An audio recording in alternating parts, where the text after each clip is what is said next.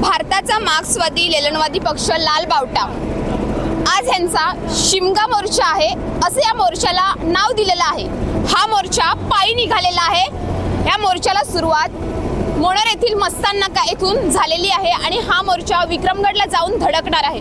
आपण बघू शकतात का किती ऊन आहे। अंगाची अक्षरशः लाही लाही होत असताना, कडक ऊन असताना ह्या मोर्चामध्ये अनेक महिला तसेच अनेक नागरिक सहभागी झालेले आहेत।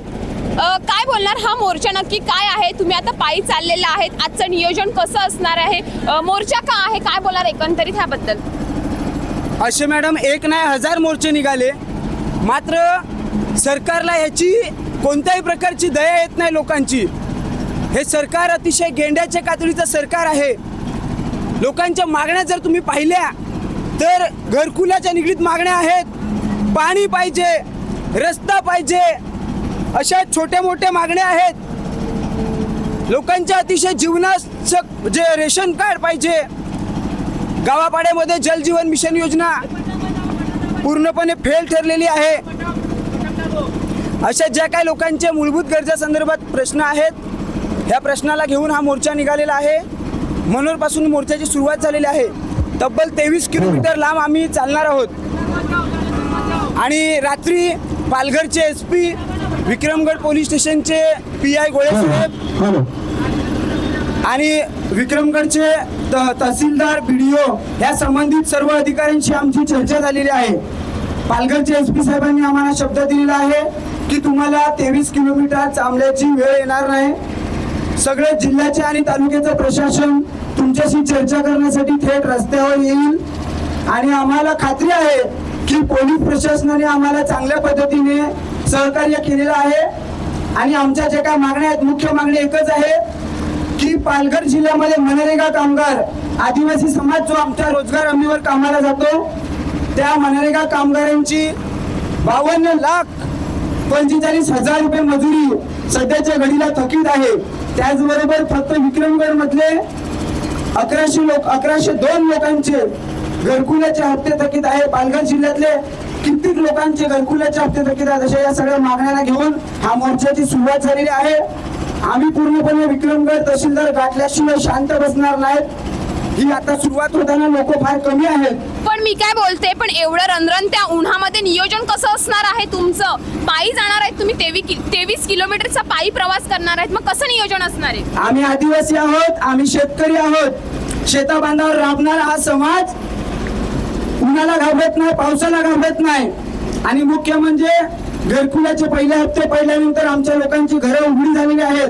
जर तिथं उघड्यावर राहून मरण्यापेक्षा इथं रस्त्यावर लढून गेलेलं पत्करेल, हा निर्धार आमच्या पक्षाने केला आणि त्याच्यानंतर आम्ही ठरवलं की आपण चालूया। आणि आताच्या घडीला या उन्हात चालण्याचं एकच कारण की राज्यात अधिवेशन चालू आहे।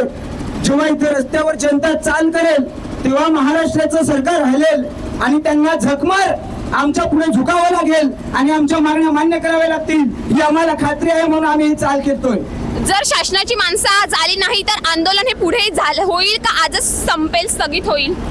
जर सरकारने प्रतिसाद दिला नाही, आमच्या आंदोलनाची दखल घेतली नाही तर एक तर आम्ही हायवे जाम करून टाकूया।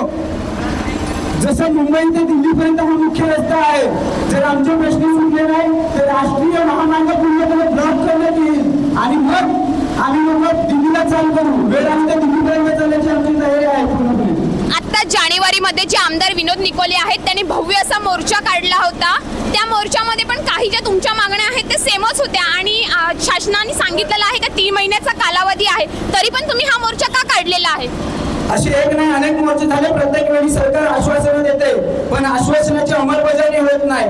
आम्हाला मुख्य मागणी आमची आहे की घरकुल धारकांचे हप्ते ताबडतोब त्यांच्या खात्यात जमा केले। पण 3 महिन्याचा कालावधी दिलेला आहे ना। हा जो प्रश्न आहे, आता पावसाळ्यामध्ये जर पाऊस पडला तर लोकांची घरं उद्ध्वस्त होतील, लोक राहणार कुठे? तर 3 महिन्याची वाट बघण्यासारखी परिस्थिती नाही मिळत आणि लोकांच्या भावना समजणारे आम्ही लोक आहोत। गावापाड्यामध्ये तळाखड्यामध्ये जाऊन आम्ही लोक काम करतोय। जर 3 महिन्यापर्यंत थांबलो तर लोक पूर्णपणे बेघर होऊन जातील, पावसामध्ये राहणार कुठे? आणि त्याच्यामुळे आम्ही लोकांनी आंदोलनाची तयारी दाखवली आहे। पण आता पण ज्या तुमच्या मागण्या आहेत त्या मागण्यांमध्ये शासनाचे जे प्रत्येक डिपार्टमेंटचे कर्मचारी घटनास्थळी येणार, मग तुम्ही त्यांना निवेदन देणार, मग तेच परत केराची टोपली दाखवणार का? परत तुम्हाला सांगणार का ह्या थांबा एवढा दिवस, मग पूर्ण करू, असं सुरू राहणार का? आम्ही त्यांना निवेदन दिलेलं आहे ऑलरेडी, पुन्हा निवेदन देण्यात येणार नाही त्यांच्याकडनं. आता आम्ही लोक अंमलबजावणीसाठी आलोत. विक्रमगड तालुक्यातला आपटी आणि चिंचगड हे गाव आहे, त्या गावामध्ये जलजीवन मिशन मध्ये मोठ्या प्रमाणात भ्रष्टाचार झालेला आहे. जिथपर्यंत त्यांच्यावर FIR दाखल होत नाही, गुन्हा दाखल होऊन कारवाई केली जात नाही, तिथपर्यंत आम्ही लोक मागे हटणार नाहीत. बघायला गेलं तर ह्या मोर्चाला तुम्ही शिमगा मोर्चा असं नाव का दिलेलं आहे? आदिवासी समाजाचा मुख्य सण हा शिमगा सण आहे आणि तो सण नुकताच गेला. मात्र शिमग्यासारख्या मुख्य सणामध्ये आमच्या लोकांना चांगल्या पद्धतीने सण साजरा करता आला नाही आणि त्याच्यामुळे आम्ही लोकांनी ह्या मोर्चाला शिमगा मोर्चा नाव दिलेलं आहे आणि आमचा शिमगा कशा पद्धतीने गेला हे दाखवण्यासाठी हा मोर्चा निघालेला आहे. एकंदरीत ह्या मोर्चामध्ये किती लोक सामील होणार आहेत, आता किती आहेत, काय बोलणार आहेत? आता 1000 ते 1001 लोक सामील झालेले आहेत आणि आम्ही रात्री लोकांना आवाहन केलेलं की उन्हाचा तडाखा प्रचंड मोठ्या संख्येने आहे आणि लोकांना ह्या उन्हाचे चटके लागतील, म्हणून वयोवृद्ध लोकांनी या आंदोलनात सामील होऊ नये असं आम्ही त्यांना आवाहन केलं होतं. म्हणून आम्ही फक्त जी तरुण पिढी आहे, जी चालू शकतील अशा लोकांना या मोर्चामध्ये आम्ही उतरवलेलं आहे. जर वेळ आली तर संध्याकाळपर्यंत अख्ख्या पालघर जिल्ह्यातले लाल बाटीची ताकद रस्त्यावर उतरेल आणि अख्खा हायवे पॅक केल्याशिवाय राहणार नाही आम्ही. जेवणाचं आणि पाण्याची सोय कशा प्रकारे केलेली आहे? लोक सकाळी जेवून आल्यात, संध्याकाळी आमचा विक्रमगडला मुक्काम होईल आणि जर वेळ आली तर विक्रमगड तहसीलदारांना बेमुदत घेराव घालण्यात येईल. त्यांचं हगणं मुतणं पूर्णपणे बंद करून आणि त्या ठिकाणी चुली पेटवण्यात येतील.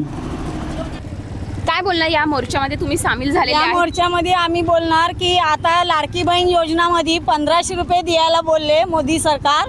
1500 रुपये देऊन आज एवढा भाव वाढवला, आमचं GSP वाढवलं, ते पाण्याचे पैसे वाढवले, लाईट बिल वाढवलं, गॅस पैसे वाढवले, तर काय 1500 रुपये देऊन आमच्या पब्लिकला, आमच्या लेडीज लोकांना त्यांनी चुत्या बनवायचे धंदे केले ना. तर आम्हाला हे 1500 रुपये नको, आम्हाला आमचा हक्क पाहिजे.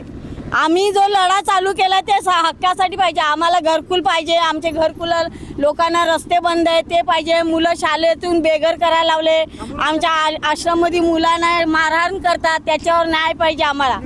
मागण्या पूर्ण होत नाही तिथपर्यंत आंदोलन सुरूच ठेवणार का? हो, तिथपर्यंत आम्ही आंदोलन सुरू ठेवणार आणि तिकडे तहसीलदारला वगैरे आतमध्ये पोरून ठेवणार. जिथपर्यंत आमचा न्याय पूर्ण नाही भेटत, आम्हाला आमचा हक्क भेटत नाही, तिथपर्यंत आम्ही कोणालाही बाहेर हगायला मुतायला येऊन नाही देणार.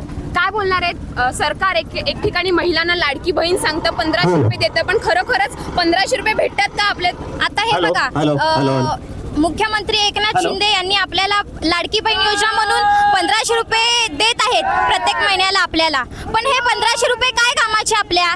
तर मी काय बोलत आहे, आज टाकीचा भाव काय झालेला आहे?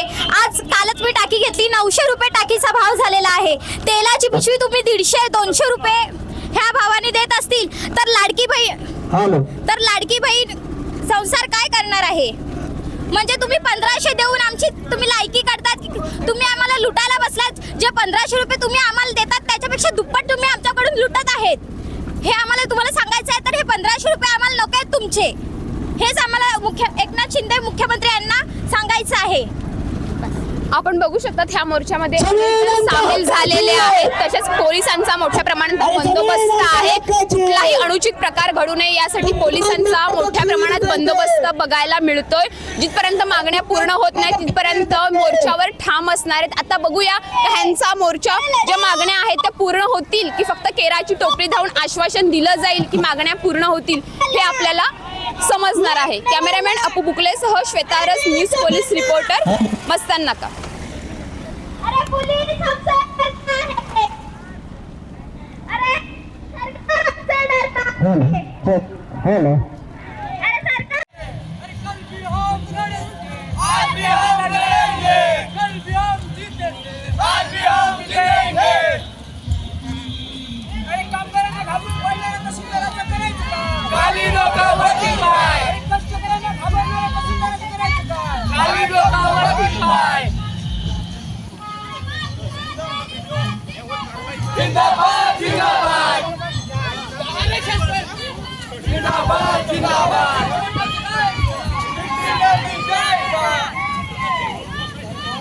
अशाच ताज्या बातम्यांसाठी आमच्या न्यूज पोलीस रिपोर्टर चॅनलला लगेच सबस्क्राईब करा आणि बेल आयकॉन दाबायला विसरू नका.